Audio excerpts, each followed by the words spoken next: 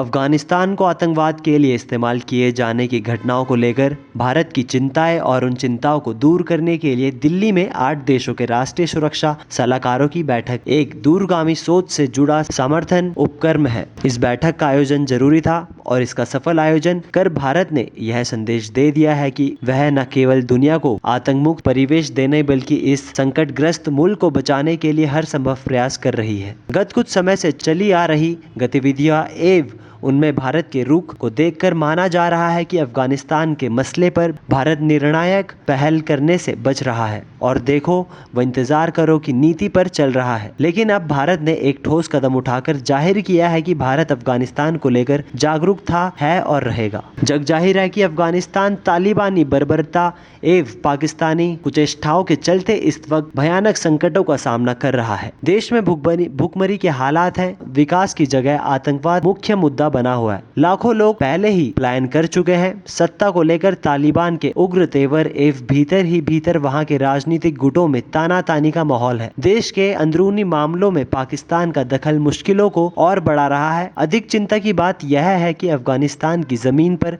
उपयोग आतंकवाद के लिए हो रही है। एक विकास की ओर अग्रसर शांत देश के लिए ये स्थितियां एवं रोजाना हो रही है। आतंकवादी हमलों में निर्दोष नागरिकों को मारा जा रहा है। भारत यदि इन चिंताओं को दूर करने के लिए आगे आया है तो यह एक सराहनीय कदम है। तालिबान की आतंकवादी मानसिकता एवं उनकी सत्ता लोलुपता को दुनिया का कोई देश मान्यता नहीं दे रहा है। इसलिए इस दिल्ली क्षेत्रीय सुरक्षा संवाद में सामूहिक चिंता यह उभर कर आई है कि अफगानिस्तान की जमीन से चलने वाली आतंकी गतिविधियों, कट्टरवाद और नशीले पदार्थों की तस्करी से निपटा कैसे जाए। भारत पहले शुरुआत से ही इस बात पर चिंता व्यक्त करता आया है कि पाकिस्तान की तरह कहीं अफगानिस्तान भी आतंकी गतिविधियों का एक और गढ़ न बन जाए। इसलिए बैठक के बाद जारी घोषणा पत्र में सभी देशों ने एक स्वर में आतंकवाद के खतरे से निपटने के लिए एकजुट होकर काम करने पर सहमति जताई है। भारत ने अफगानिस्तान के विकास में महत्वपूर्ण भूमिका भी निभाई है। जो भारत वहां का विकास चाहता है, शांति चाहता है, वहां उन्नत जीवन शैली चाहता है,